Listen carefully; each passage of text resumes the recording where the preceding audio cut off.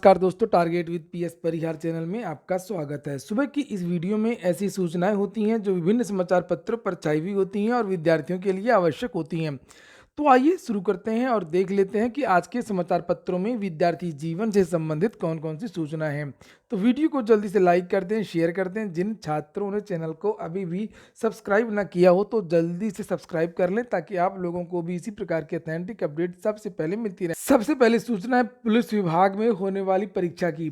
लिखा paper leak का खौफ, ऑफलाइन होगी कंप्यूटर ऑपरेटर भर्ती परीक्षा। चूंकि दरोगा भर्ती ऑनलाइन हुई थी, उसमें बहुत सारी धांधली हुई थी। लिखा बोर्ड 927 पदों पर भर्ती परीक्षा कराने के नए तरीके पर मंथन कर रहा है। पुलिस विभाग में कंप्यूटर ऑपरेटरों की भर्ती की परीक्षा ऑफलाइन तरीके से होगी, यानी जिस विधा में उनको विभाग को अपनी सेवाएं देनी है, भर्ती प्रक्रिया में उससे ही दरकिनार कर दिया जाएगा।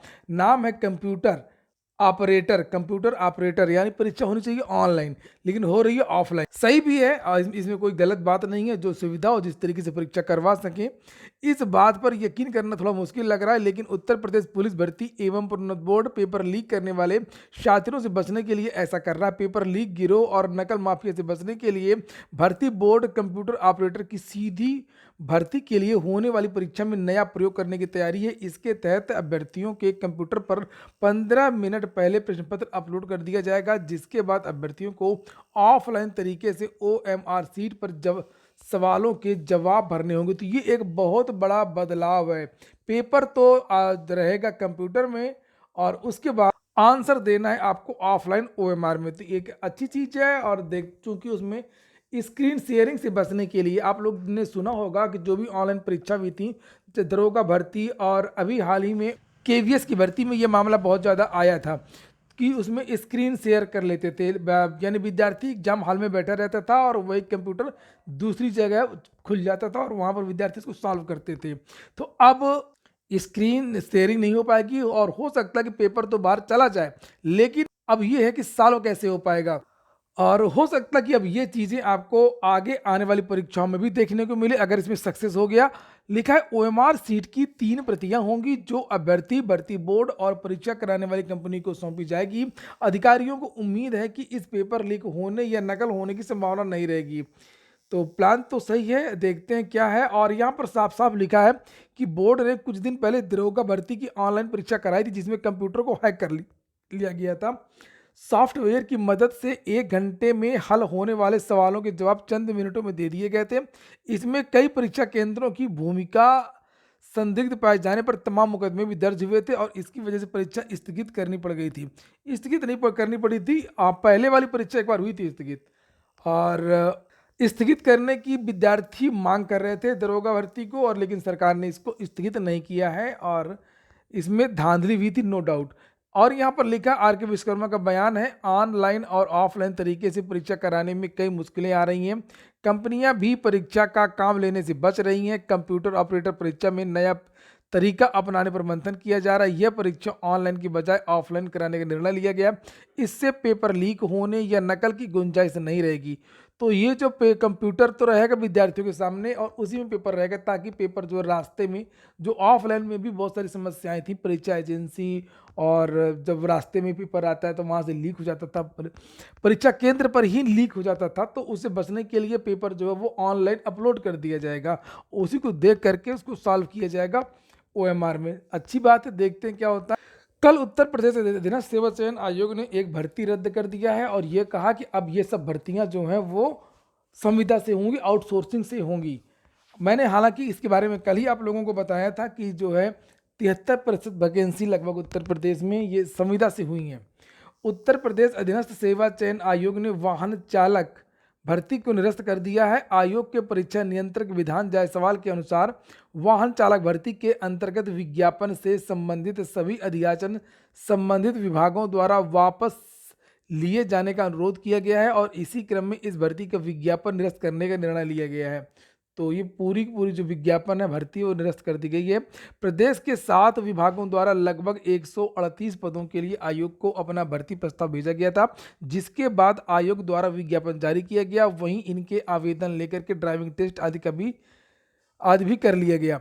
2018 में एक शासनादेश आया था कि वाहन चालक, माली आदि के पदों पर नियमित भर्ती न करके आउटसोर्सिंग से रखा जाए। इसके बाद आयोग की ओर से संबंधित विभागों को यह शासनादेश भेजते हुए इस पर उनका पक्ष मांगा गया, जिसके बाद विभागों ने अपना प्रस्ताव वापस ले लिया और कुछ ने शासन को प्रस्ताव भेज दिया। एसएससी की परीक्षा हो रही है स्टेनोग्राफर की, और उसमें बहुत सारे लोग पकड़े गए हैं। लिखा हुआ है कि पूरा मुफ्ती थाना क्षेत्र के सल्लाहपुर स्थित अभय मेमोरियल ग्रुप ऑफ इंस्टीट्यूट में एसएससी की स्टेनोग्राफर परीक्षा के स्किल टेस्ट के दौरान 3 मुन्ना भाई गिरफ्तार किए गए। तीनों ने लिखित परीक्षा में किसी और को बिठा करके परीक्षा पास की थी। बायोमेट्रिक परीक्षण के दौरान तीनों पकड़े गए। बायोमेट्रिक होता है, बहुत सारी चीजें होती हैं, फिर भी विद्यार्थी कैसे ये काम करते हैं। यानी कि लिखित परीक्षा किसी और ने दी थी और जो स्टेनोग्राफर में दूसरे विद्यार्थी गए थे, यानी कि मूल विद्यार्थी गए थे। बात होगी अब सेना भर्ती की। भारतीय नौसेना में भर्ती आई है। 248 पदों पर ट्रेड्समैन स्किल्ड के पदों पर भर्ती है। 18 से 25 तक के जो युवा वो आवेदन कर सकते हैं। वेबसाइट है indiannavy.nic.in। 250 रुपये का फॉर्म है। चयन प्रक्रिया ये लिखी हुई है, स्क्रीनिंग, शॉर्ट लिस्टिंग, लिखित परीक्षा के आधार पर यह भर्ती होगी। 6 मार्च इसकी लास्ट डेट है। पात्रताएं 10वीं ITI पास विद्यार्थी होना चाहिए, इंग्लिश भी होनी चाहिए। एसएससी स्टेनोग्राफर की जो बात हो रही थी उसमें भी लिखा हुआ केवल 54% विद्यार्थी शामिल हुए। सेना भर्ती की एक और सूचना है, अग्निवीर भर्ती में संशोधन के लिए अधिसूचना जारी कर दी गई है। भारतीय सेना ने अग्निवीरों और अन्य पदों के लिए भर्ती प्रक्रिया में संशोधन के लिए अधिसूचना जारी कर दी है। ज्वाइन इंडियन आर्मी वेबसाइट पर पंजीकरण के लिए अधिसूचना को अपलोड भी कर दिया गया। रक्षा मंत्रालय ने कहा है कि आवेदन के लिए ऑनलाइन पंजीकरण अब 16 फरवरी से 15 मार्च तक खुले। एसएससी की एक और सूचना है, सीजीएल 2022 की 3 परीक्षाएं होंगी एक साथ। बदलाव हुआ है इस बार, और कंबाइंड ग्रेजुएट लेवल 2022 की 2 से लेकर के 7 मार्च तक होने वाली टियर 2 परीक्षा बदले हुए पैटर्न पर होगी।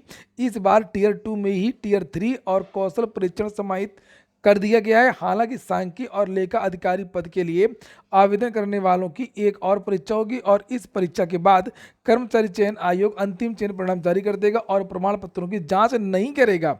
सीजीएल की भर्ती में 4 परीक्षा हुआ करती थी, टियर 1 और 2 ऑनलाइन परीक्षा होती थी, टियर 3 ऑफलाइन होती थी, और इसके बाद में कौशल परीक्षण होता था। इसके बाद फिर डॉक्यूमेंट वेरिफिकेशन भी होता था। उसके बाद में फिर अंतिम परिणाम जारी होता था।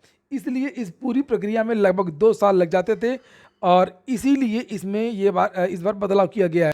लिखा है कि इस बदलाव के कारण से अब ये भर्ती जुलाई और अगस्त तक ही पूरी हो जाए। इलाहाबाद विश्वविद्यालय में पीएचडी में दाखिले हो रहे हैं, और लिखा कि हिंदी में सर्वाधिक 73 सीट हैं। क्रेट के लिए आवेदन। शैक्षिक सत्र 2022-23 में पीएचडी में दाखिले की प्रक्रिया शुरू हो गई है।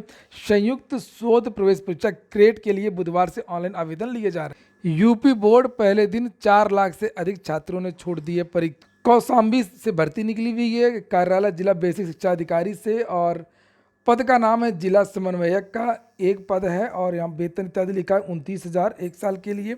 कंप्यूटर ऑपरेटर की भी भर्ती निकली हुई है, और इसका वेतन 14,641, और ये योग्यता वगैरह आप लोग यहाँ पर देख सकते। उद्यमी मित्र के लिए 105 पदों पर आवेदन मांगे गए। यूपी ग्लोबल इन्वेस्टर समिट 2023 में प्राप्त हुए 33.5 लाख करोड़ रुपए के निवेश प्रस्तावों को धरातल पर उतारने के लिए इन्वेस्ट यूपी उद्यमी मित्रों की नियुक्ति करेगा। पात्रता वगैरह अधिक जानकारी आपको इस वेबसाइट पर मिल जाएगी, invest.up.gov.in। सीबीआई जांच जारी है। नियुक्ति कार्मिकों के स्थायीकरण की चल रही है तैयारी। बात हो रही है एपीएस 2010 की भर्ती में। बहुत ज़्यादा इस भर्ती में धांधली हुई थी, और इसकी जांच चल रही है। अब इन छात्रों को परमानेंट किया जा रहा है। लिखा है प्रदेश सरकार न्यायालय की अवमानना से बचने का हवाला देते हुए यूपीएससी भर्ती घोटाले की सीबीआई जांच के बीच अपर निजी सचिवों की को स्थायी करने की तैयारी कर रही है। वहीं 26 अभ्यर्थी अपर निजी सचिव नहीं बन सके थे, उनको भी हाई कोर्ट के आदेश के अनुपालन में पूर्व की भांति अंडरटेकिंग लेकर के नियुक्ति पत्र जारी किया जा सकता है। मुख्य सचिव दुर्गा शंकर मिश्रा की अध्यक्षता में 8 फरवरी को हुई बैठक में इस बाबत सहमति बन गई है। पूरी स्थिति में मुख्यमंत्री के संज्ञान में लाकर के सहमति प्राप्त करके कार्रवाई करने की योजना है। वहीं पर यह लिखा है, प्रतियोगी छात्रों ने आपत्ति दर्ज कराई है। बैठक में बनी सहमति पर प्रतियोगी छात्रों ने आपत्ति जताई है और उनका कहना कि भर्ती में फर्जीवाड़े की सीबीआई जांच चल रही है। प्रदेश के महाधिवक्ता ने भी परामर्श दिया है कि चयनित अभ्यर्थियों के स्थायीकरण और कार्यभार ग्रहण कराने के प्रकरण को सीबीआई जांच पूरी होने तक स्थगित रखा जाए। इसके बावजूद इस तरीके का निर्णय किया जा रहा है।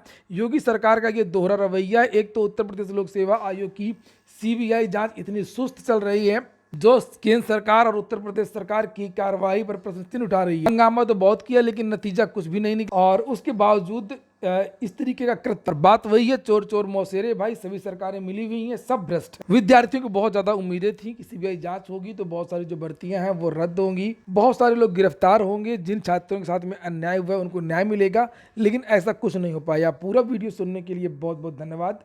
और जिन विद्यार्थियों ने चैनल को सब्सक्राइब ना किया और सब्सक्राइब कर लें, वीडियो को लाइक तो आप लोग कर ही दिया करें।